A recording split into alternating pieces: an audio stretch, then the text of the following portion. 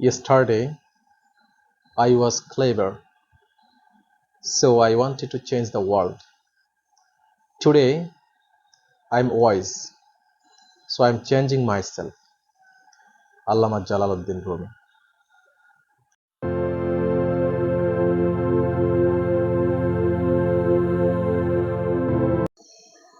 দেখুন, আপনি যদি কোনো পরিবর্তন চান কিংবা আপনার দর্শনের সাথে আপনার চিন্তার সাথে মিলে এমন কিছু চান, সেক্ষেত্রে প্রথমে সেটি আপনার মধ্যেই বাস্তবায়ন করতে হবে।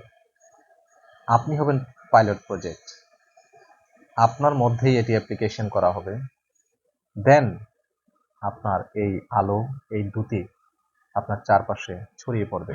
দেখবেন আপনার পৃথিবী আপনার মতো করেই পরিবর্তন হচ্ছে।